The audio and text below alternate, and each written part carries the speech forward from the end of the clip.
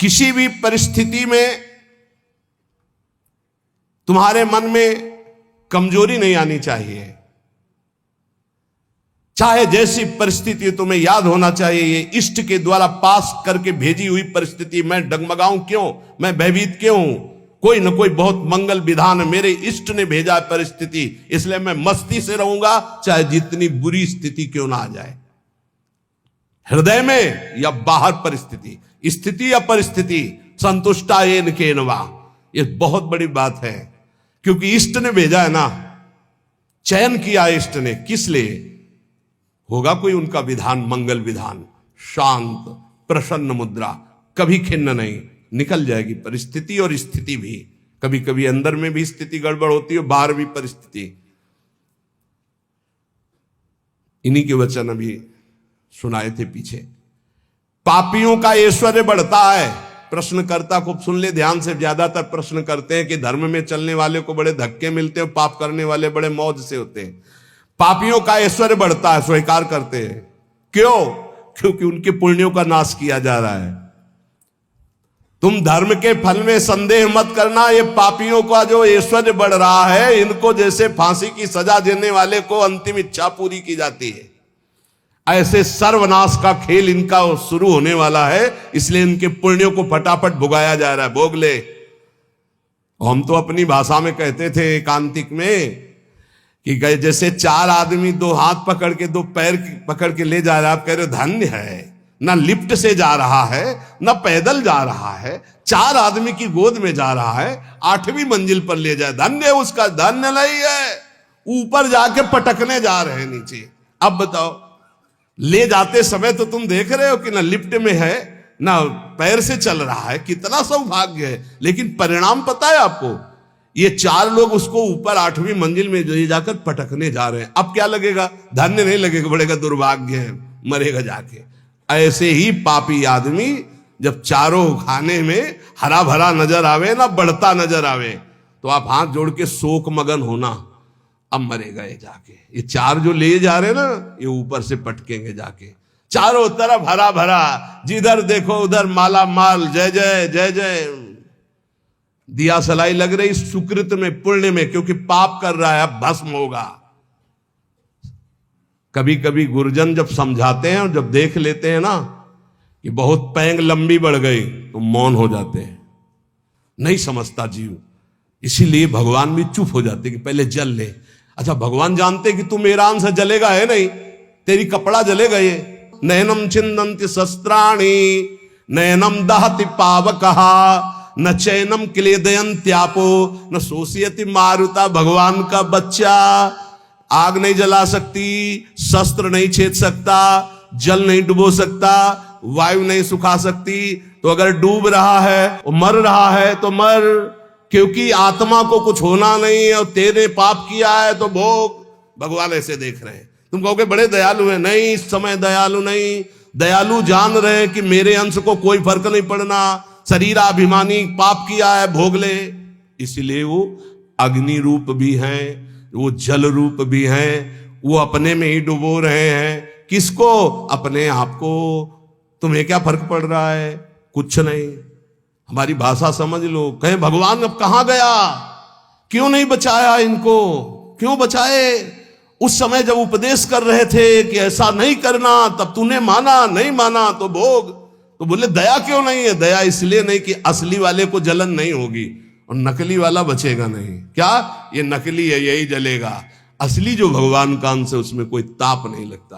तो इसलिए भगवान शरीर, जैसे ये कपड़ा जल जाए तो अपने को क्या फर्क पड़ेगा, हम तो बच गए। बोले बड़ी कृपा, हम बच गए, कपड़ा जल गया। ऐसे ही कपड़ा जलता है, हम बिल्कुल नहीं जनते, हमें न कोई शस्त्र छेद सकता है, ना अग्नि। तो ये जब भगवान का अंश जीव है, भगवान ये जानते, इसलिए दया नहीं करते।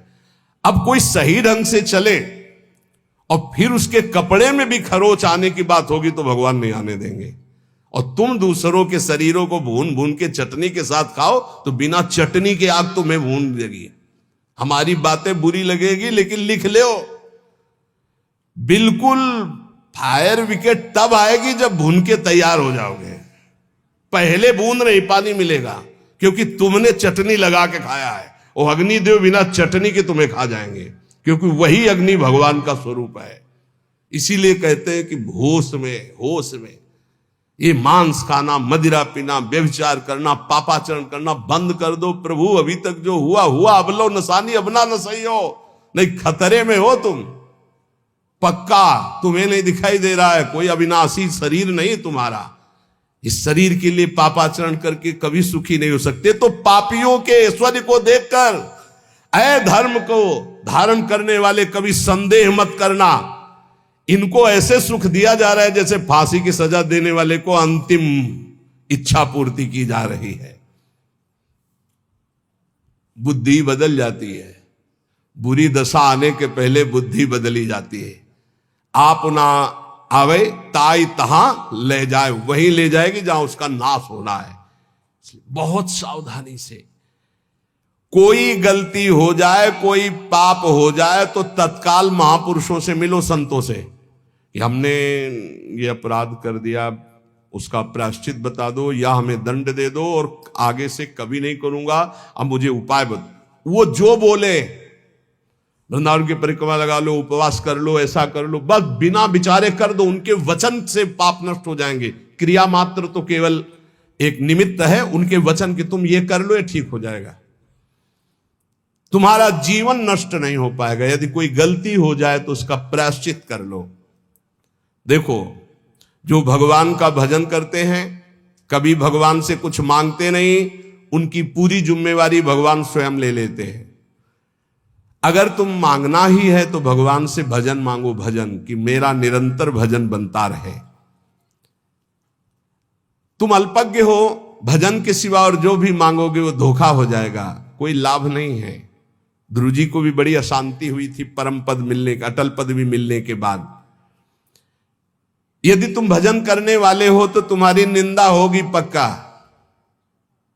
भीतर ही भीतर जब निंदा हो तो प्रसन्न होना, उससे कभी शत्रुता मत करना, क्योंकि वो निंदा करने वाला कृपा करके भगवत प्राप्ति में जो बाधक पाप है उसको वो ले रहा है। बड़ी कृपा है। निंदा करना दूसरों के पापों को लेना है, अपने को तो करना नहीं है। दूसरा कोई अपनी निंदा करे तो बहुत प्रसन्न होना है। ये कितना महान है कि जो हमें भगवत प्राप्ति में बाधक भाव थे उनका वो अपहरण कर रहा है। बिना प्रयास के, बिना प्रयत्न के, बिना भोगे तुम्हारे प्रारब्ध का नाश करने की सामर्थ्य निंदा में है, जो तुम्हारी दूसरे निंदा करते हैं। बड़े कृपालु हैं। इसलिए निंदक को परम सहायक मित्र मानना चाहिए। निंदक नेरे राखे आंगन कुटी छवाए, समीपे रहे जिससे कोई चूक ना होने पाए, हर गलती वो हमारी देखे। और भगवान बड़े कृपालु हैं। निंदक को सूक्ष्मदर्शी लगाने की जरूरत नहीं होती, सीसी कैमरा लगाने की जरूरत नहीं होती। उनके कान और नेत्र वहीं लगे रहते हैं और वो एक एक बात पकड़ करके साधु की और उसको निर्मल करते रहते हैं। इसलिए धन्य है, प्रणाम है, स्वस्थ रहे निंदक। अंतिम में उनको भगवत प्राप्ति हो, क्योंकि हमें भगवत प्राप्ति में बड़ा सहयोग किए। निंदा करने वाले महान मित्र हैं जो हमारे प्रारब्ध को बिना भोगे वो काट देते हैं। दूसरों की निंदा करने से जो हमारे पाप नष्ट होते हैं, अपनी प्रशंसा करने से अपने पुण्य और तप नष्ट हो जाते हैं। अपने मुख से कभी अपनी प्रशंसा न करे, दूसरे जो हमारी निंदा करते हैं उसे चैन से, आनंद से सुन ले कि हमारे ऊपर भगवान की बड़ी कृपा है, बड़ा पावन किया जा रहा है। जब तक तुम्हें आत्मानंद का अनुभव न मिले, भगवदानंद का अनुभव न मिले, तब तक विषयानंद से दूर रहना, विषयानंद के भोगी पुरुषों से दूर रहना। भगवदानंद का अनुभव करने वाला चक्रवर्ती सम्राट को भी एक तिनके के बराबर समझता है। सुरपति नरपति लोकपति जिनके भावे घास। भगवदानंद का अनुभव करने वाला चक्रवर्ती सम्राट को वही तिनके के समान समझता है। अब अंदर से देख लो, प्रभु के प्रति भाव है या धन के प्रति या पद के प्रति, तो वैसे ही हो जाएगा। भगवदानंद जिसको अनुभव हुआ, सुरपति नरपति लोकपति जिनके भाव है घास, ये बात अंदर से समझो। अपमान किसी का करना नहीं, पर अंदर से किसी के प्रति ऐसा भाव न रहे कि धन को लेकर, रूप को लेकर, अभिनय को लेकर, पद को लेकर के हमारा गर्व है कि हमारे पास अमुक आए, हमारा गर्व है कि हमारे पास परमहंस आए, अवधूत आए। हमारा गर्व, ये उनका सौभाग्य है कि उनको एक बार इस रज में माथा रखने का सौभाग्य मिला। ऐसा करो कि अब कुछ करना न पड़े, ऐसा करो कि मां के गर्भ में वास अब ना करना पड़े, ऐसा करो कि मनुष्य जन्म अभी आखिरी जन्म हो और हम श्री भगवान को प्राप्त हो जाएं। अगर माली से संबंध रखोगे तो पुष्प वाटिका का कोई भी फूल तुम चयन कर सकते हो। ऐसे ही यदि तुम भगवान से संबंध रखोगे तो अनंत ब्रह्मांड भगवान की पुष्प वाटिका है। किसी भी ब्रह्मांड में स्वतंत्र रूप से तुम जा सकते हो। कैसे? जैसे माली के होकर बगीचे में घूमो, आनंद ले रहे हो, कोई फर्क नहीं पड़ता। लेकिन एक जंगल में जाके भटक गया है वो, और एक जो माली के साथ उसी जंगल में आनंद ले रहा है वो, एक जो जेल में कैदी बना है वो, और एक जो जेलर बनकर वहां कैदियों के बीच में है वो, दोनों में अंतर है। अब कैदी बन के नहीं रहना, अब जेलर बन के रहना है। अब भटकना वाला नहीं स्वरूप है, अब माली के साथ रहकर भ्रमण करना है, आनंद लेना। अनंत ब्रह्मांड मेरे स्वामी के हैं और स्वामी की स्मृति के साथ कोई भय नहीं। अब ये कर्म बंधनों की जेल में नहीं रहना, ये मनुष्य शरीर पाकर अब स्वतंत्र होना है। ये बात अंदर बैठा लो। विषयी का संग साक्षात काले सर्प के संग के समान समझो। विषयी पुरुष का संग, ये विषयी पुरुष विष के समान है। इनके स्पर्श से, इनके संभाषण से, इनके दर्शन से इनके शरीर में चिपटे रहते हैं ऐसे परमाणु, जो तुम्हारे अंदर आएंगे और तुम्हारे भजन को जलाकर राख कर देंगे, भजन की वृत्ति को जला के राख कर देंगे। जितनी जल्दी हो सके अपने को जलने से बचाना चाहते हो तो विषयी पुरुषों का संग छोड़ दो। संगम त्यजेत मिथुन व्रतिनाम मुमुक्षु, बहुत बड़ी बात है, इसको अंदर से समझ लो। प्रयत्न करो। विषयी पुरुषों का संग साक्षात भयावह विषधर सर्प के समान है, वो तुम्हारी समस्त साधना को चौपट कर देगा। विषय की अग्नि की चपेट में तुम अध्यात्म शक्ति को भस्म कर दोगे। इसलिए दूर, हमको यही देखना है। जब भगवान मोहिनी रूप के पीछे भाग रहे थे ना, तो बड़े बड़े जो पद्मासन लगाए बैठे थे, तो मोहिनी भगवान ऐसे करते हैं। देख लो, ये वो हैं जो ब्रह्मबोध प्रदान करते हैं, और मेरा ये वो रूप है जो ऐसों को भी पीछे दौड़ा भगवान के मोहिनी रूप का। ऐसे ही ये भगवान उदाहरण देते रहते हैं, भगवान ही उपदेश दे रहे हैं। पक्का समझिए, बहुत बहुत विचित्र, अतिशय प्रबल देव तो माया, जो शास्त्र कह रहा वैसे चलोगे बच जाओगे। यहां सत्संग के द्वारा हमको ये समझना है कि हमें जो मिला बहुत कीमती चीज है, परमार्थ बहुत कीमती चीज है। इसको छीनने के लिए बहुत माया रंग रचेगी। अगर आप कोई वासना लेकर इस मार्ग में चलेंगे तो वही वासना अंतर की माया जानकर तुम्हारे आगे जाल फेंक देगी और तुम्हें रोक लेगी। इसलिए सत्संग के द्वारा जल्दी से जल्दी वो वासना काट दो जो तुम्हें गिराने वाली है। उस वासना का संयोग होने पर भागो, ना कि उसको स्वीकार करो। पहले प्रयत्न करो, फिर प्रार्थना करो। पहले बचने की कोशिश करो। जब आपको लगे कि अब गिरा, तो फिर भगवान से प्रार्थना कर दो कि तत्काल मुझे बचा लो। यदि कोई ऐसी विपत्ति आ जाए तो पहले बचने की कोशिश करो, भागो विवेक के द्वारा। अगर नहीं संभल पा रहे तो इष्ट को पुकारो, देर मत करो। विषयी पुरुष का आश्रय और संग आपको नष्ट कर देगा। बहुत बहुत सावधान, बहुत सावधान। मतलब ये भले भजन कम हो, पड़े रहो, भगवान की प्राप्ति हो जाएगी, क्योंकि भरोसे पे पड़े रहने वाला ही महान संत बनता है। लेकिन संग किसी का ना, असंग, असंगता बहुत बड़ी सिद्धि है। चाहे गृहस्थ में हो चाहे विरक्त में, अपने को बचाओ। जो आपके सुकृत को, आपके भजन को लूटने वाले लोग हैं, ऐसे लोगों से बचो।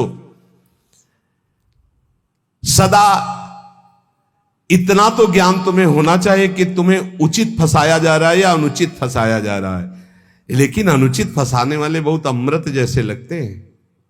इस मार्ग में चलने वाले पथिक की बुद्धि ऐसे धोखा देती है, अनुचित फंसाने वाले अमृत जैसे लगते हैं। बहुत बहुत किसी भी गृहस्थ के द्वारा दी हुई सेवा श्री भगवान ने निमित्त बनाकर उसे भेजा है, ऐसे माना जाता है। एहसान कभी नहीं माना जाता। ध्यान रखना, साधुता में, जो साधुता में निमित्त माना जाता है। जैसे आप आए और कुछ, तो हम ये देखते हैं मेरे प्रभु आए हैं, मेरे आराध्य देव, इस रूप का जो निमित्त बनाकर हमारे पास भेजना मेरे आराध्य देव। तो हमारी आसक्ति आराध्य देव में, ना कि उस व्यक्ति में। अगर व्यक्ति में तो गया, ये चाहे गृहस्थी में चाहे विरक्ति में, बात अंदर से समझ लीजिएगा। सदा अंदर से विचार करते हुए कि हम उचित कर रहे हैं या अनुचित। यदि तुम इस पर चूक कर दिए तो तुम्हारा जीवन व्यर्थ हो जाएगा। बहुत ये दृश्य देखने को मिलते हैं। इसलिए ठगे ना जाओ, ऐसे बनकर रहो। पूरे संसार में ऐसे घूमो। ठगा कौन नहीं जाता? जो गरीब बन के रहता है। त्रणादपि सुनीचेन, वो नहीं ठगा जाएगा। जो बड़ा बन के चलेगा वो ठगा जाएगा। पक्का समझ लेना। संसार में हमेशा तुम्हें रहना नहीं है। यहां तुम कमाई करने के लिए आए हो, सत की, तपस्या की, भजन की, धर्म की। इसलिए ठग लोगों से सावधान। काम, क्रोध, लोभ, मोह, मद, मत्सर, ये ठग है। बहुत बुरी तरह ठगा जाता है, बहुत बुरी तरह। प्रारंभ से लेकर अंतिम तक, फाइनल में जो निकल पाए हो, कोई गुरु का कृपा पात्र पहलवान होगा, दूसरा कोई नहीं होगा। ये हम आपको घोषणा करके कहते हैं। अगर कोई इस भाव समुद्र से निकल पाया तो गुरु का लाडला होगा, दूसरा हो नहीं सकता। चाहे जितना बड़ा कोई तपस्वी हो, चाहे जितना बड़ा कोई ज्ञानी हो, गुरु कृपा पात्र ही क्रॉस कर पाएगा, अन्यथा नहीं कर पाएगा। ये बिल्कुल हृदय की बात कह रहा हूं। फंसाए रखे हैं। अगर गुरु करुणा ना हो तो निकल ही नहीं सकता, पक्की बात है। जहां हम समझते निकल गए, वो दलदल था। अगर निकला गया तो केवल गुरु कृपा से निकला गया। दलदल कैसा होता है? एकदम प्लेन, ऊपर सूखा, बराबर एकदम लगता चकाचक हो, जो रबड़ी जैसा। पैर रखो, धसते चले जाओ। ये है पंख, माया पंख। इससे केवल गुरु का लाडला ही निकल सकता है। ये बिल्कुल जय घोष के सहित हम कहते हैं, जिसने अपने गुरु चरणों का आश्रय लिया वो माया पर विजय प्राप्त कर लिया। अन्यथा उसके इतने हथकंडे फंसाने के हैं कि को बिरला जो कहो हरिवंश रस बिरलो समझन हार, एक दुई जो पाइए खोजी सब संसार। जो गुरुदेव का अभिन्न अंग बन जाता है, उस शिष्य को अपने उद्धार के लिए बुद्धि का प्रयोग नहीं करना पड़ता। ये हम बड़े बड़े महापुरुषों के वचन सुना रहे हैं। जो शिष्य अपने गुरुदेव से छल कपट और झूठ बोलता है, उससे बड़ा महापापी और कौन हो सकता है? एक बार एक महापुरुष ने कहा था कि संसार में कहीं भी झूठ हो जाए, कपट हो जाए, पाप हो जाए, तो एक जगह है गुरुदेव का घर, गुरुदेव के चरणारविंद, जहां खुला बेपर्द हो जाना चाहिए। बेपर्द का मतलब, महाराज ऐसी गलती हुई, ऐसे पापी हूं, ऐसा नीच। वहां बिल्कुल भय मत करो, झूठ मत बोलो, छल कपट मत करो। वो तुम्हें डांटेंगे, भगा देंगे, तिरस्कार करेंगे, कभी हमारे सामने मत आना, जा ऐसा, वो सब पाप नष्ट हो जाएंगे। यहां कह रहे जो गुरुदेव का अभिन्न अंग बन जाता है, उस शिष्य को अपने कल्याण के लिए बुद्धि लगानी नहीं पड़ती। और जो गुरुदेव के सामने छल कपट और झूठ बोलता है, उससे बड़ा कोई पाप नहीं होता। कहां मोचन करोगे? सब पापों का मोचन करने वाले तो सदगुरुदेव भगवान है। भारी से भारी वैष्णव अपराध बन गया हो कोई भी, एक तो वो उपाय बताएंगे कि जाओ उन्हीं के पैर पकड़ो, नहीं हो रहा, अगर वो कह दें कि जाओ अच्छा कुछ नहीं, सब ठीक हो जाएगा, बिल्कुल संशय मत करो, कोई अपराध नहीं लागू होगा। ये हम तस्मात् शास्त्रम प्रमाणम की बात कह रहे हैं। गुरु माफ कर दे तो विश्व का भारी से भारी अपराध माफ हो जाता है। अगर कितना भी बड़ा अपराध बन गया हो और गुरुजी उलट कर ये कह दे कोई बात नहीं, जाओ कोई बात नहीं, तो तुम्हारा निश्चित सारे अपराधों से अपने आप प्रायश्चित हो गया उनके एक शब्द कहने से, कोई बात नहीं, जाओ कोई बात नहीं। बड़े से बड़े अनर्थ का नाश गुरुदेव के एक शब्द से हो जाता है, जाओ कोई बात नहीं। वेद शास्त्र को सामने रखकर अत्याचार अनाचार करना, झूठ बोलना, कपट करना, तो क्या तुम्हें यह पता नहीं कि प्रभु घटघटवासी हैं? क्या वो प्रभु नहीं देख रहे कि तुम शास्त्र को सामने रख करके क्या आचरण करते हो, क्या बोलते हो? तो शास्त्र गुरुदेव यही तो तुम्हारे कल्याण के लिए है। कम से कम शास्त्र का प्रवचन, शास्त्र की वार्ता और गुरुदेव के शब्द, गुरुदेव के प्रवचन, गुरुदेव की वार्ता, इसी तो अपने जीवन में सत्य मानकर उतारो। एक मनुष्य ने प्रश्न किया गुरुदेव से कि महाराज, भगवान नाम से सुना है कि सब काम हो जाता है, तो फिर संध्या, तर्पण, यज्ञ, दान ये सब करना चाहिए कि नहीं करना चाहिए?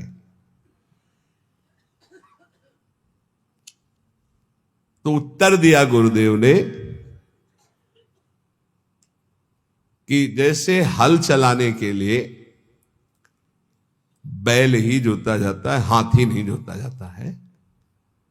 हाथी से कभी हल नहीं चलाया जाता, बैल ही हल जोतने में लगाया जाता है। इस प्रकार जैसे दान देना है या संध्या तर्पण आदि करना है या और अन्य कार्य हैं, भगवान नाम बड़ा महान साधन है, उसको केवल भगवत प्राप्ति के लिए रखो।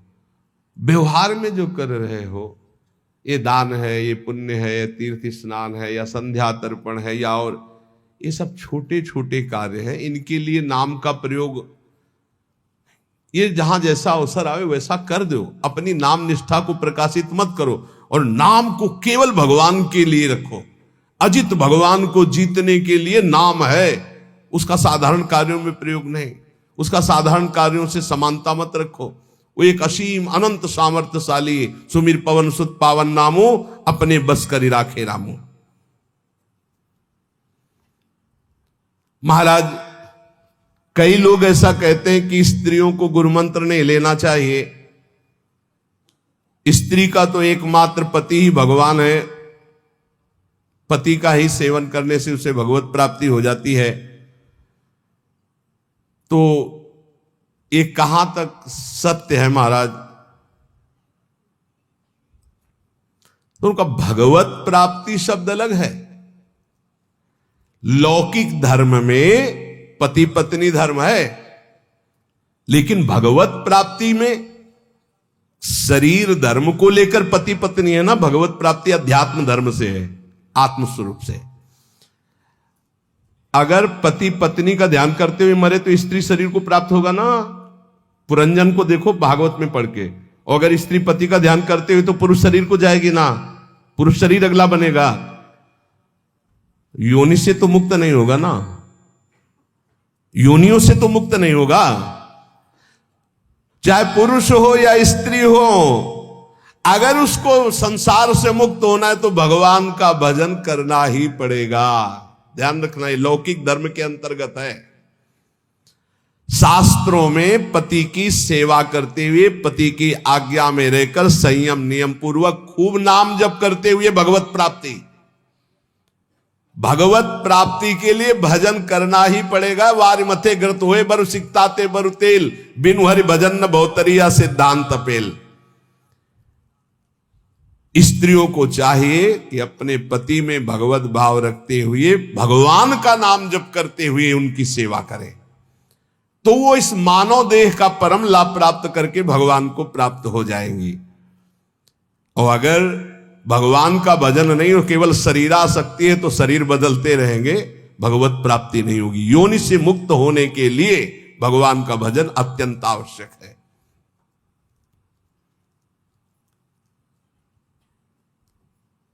पति यदि परमात्मा का ध्यान करता है, स्त्री भजन नहीं करती, तो कहते हैं कि पति का हिस्सा पत्नी को मिल जाता है। ये छोटे छोटे इसलिए प्रश्न प्रायः ये सबके रहते हैं, ये भी प्रश्न हुए। देखो, ये लौकिक पुण्य की बात है, लौकिक पुण्य की बात कि भाई दान कर दिया पति ने 5,000 रुपए वहां प्रयाग में जाकर, पत्नी घर में है तो 2,500 के उसके आ जाएंगे, पुण्य 2,500 का। लेकिन भगवान का भजन स्वयं करने से मुक्त होगा। भगवान की प्राप्ति, जीवन मुक्तता स्वयं भजन करने से होगी। पति परमात्मा का ध्यान करेगा तो परमात्मा को प्राप्त होगा, पत्नी परमात्मा का ध्यान करेगी तो परमात्मा को प्राप्त होगी। भगवत प्राप्ति एक अलग चीज है। और यदि अन्य कोई ध्यान होगा तो वह संसार में ही जन्मेगा। स्त्री यदि शरीर का ध्यान करते हुए पति के मरे तो भगवत प्राप्ति हो जाएगी क्या? शरीर की प्राप्ति होगी। पुरुष स्त्री शरीर का ध्यान तो स्त्री शरीर की प्राप्ति। भगवत प्राप्ति के लिए सिर्फ भगवान का भाव। अब वो चाहे मंदिर में मान लो भगवान, चाहे पति में भगवान मान लो, चाहे पुत्र में भगवान मान लो, चाहे कुत्ता में भगवान मान लो, जहां भी तुम्हारा भाव बने। अगर देखो नामदेव जी ने कुत्ते में भगवान माना तो भगवान मिले ना, खंबे में भगवान माना तो भगवान मिले ना। भगवान के भाव से ही मुक्ति है, भगवान के भाव से ही भगवत प्राप्ति है। ये साधारण पुण्यों का हिसाब किताब भले हो जाए, भजन का नहीं। भजन तो करोगे तो भगवान की प्राप्ति होगी। हाँ, अब जैसे कहा जाता है 21 पीढ़ियां तर जाती हैं, तो ये उसको सरकारी आदमी जो होता है उसके माता पिता को फ्री ट्रेन में नहीं होता है, परिवार के जनों को फ्री नहीं होता, तो ये है फ्री। पत्नी अगर भगवान का भजन करेगी तो उसके माता पिता का जो कुल है उसको उतारेगी। पति भगवान का भजन करेगा तो अपने माता पिता के कुल को उतारेंगे, और दोनों मिलकर भजन करेंगे तो दोनों कुलों को उतार देंगे। भजन प्रत्येक जीव को स्वयं करना होगा, स्वयं से भगवत प्राप्ति होगी। अगर भजन नहीं करोगे, तुम्हारी जिह्वा में नाम जप नहीं चलेगा तो बात नहीं बनेगी। माता पिता कुल परंपरागत वो भगवान की बनाई हुई मर्यादा है, उससे पार होता है। जब भारत सरकार ऐसी व्यवस्था कर देती कि जो सरकारी आदमी होता है उसको गाड़ी बंगला मिलता है, उसके परिवार को जो सरकारी जैसे ट्रेन आदि उसमें फ्री आने जाने की कई व्यवस्थाएं हो, तो ऐसे ही भगवान ने व्यवस्था कर दी कि जिस कुल में भगवान का भगवत प्राप्त महात्मा पैदा हुआ तो उसकी आगे की पीढ़ी पीछे की पीढ़ी 21 पीढ़ियां तर जाती है। तो भगवान जैसा चाहे वैसा करे। लेकिन यहां जो प्रसंग चल रहा है कि पति भजन करे पत्नी मनमानी करे तो पत्नी नरक जाएगी और पति भगवान को प्राप्त होगा। पत्नी भजन करे और पति मनमानी करे, शराब पिए इधर उधर करे तो पति नरक जाएगा, पत्नी भगवान को प्राप्त होगी। क्योंकि लौकिक संबंध ये है, पारलौकिक तो हम सब भगवान के अंश है ना। ये वर्दी केवल स्त्री पुरुष की है। हमारा भाव समझ लिया जाए कि स्त्रियां अपने पति की सेवा में रहें, पति को भगवान का स्वरूप माने और खूब भगवान का नाम जप करें। श्री कृष्ण का स्वरूप मानकर पति की सेवा करना और श्री कृष्ण नाम जप करना, इन दोनों बातों से उनको भगवान की प्राप्ति हो जाती है। ध्यान दीजिए, स्त्री को जब मृत्यु का समय आता है तब पति के बाह्य स्वरूप का ध्यान नहीं, पति के आंतरिक स्वरूप का, आंतरिक स्वरूप श्री कृष्ण, उनका ध्यान करते हुए शरीर छूटे तो भगवान की प्राप्ति हो जाती है। बार बार मृत्यु के चक्र से बचने के लिए एकमात्र परमात्मा का ध्यान, चाहे स्त्री हो चाहे पुरुष, आत्यंतिक मृत्यु से छुटकारा केवल भगवान के भजन से मिलता है। इसलिए कोई भी हो, भगवान का नाम जब निरंतर करो, सब कल्याण ही कल्याण है। ये जो महापुरुषों के अलग अलग संतों की हम बातें चयन करके लाते हैं, आपको सुनाते हैं, आप इनका मनन कीजिए और अपने जीवन में उतारिए। यहाँ के सत्संग का एकमात्र उद्देश्य है भगवत प्राप्ति।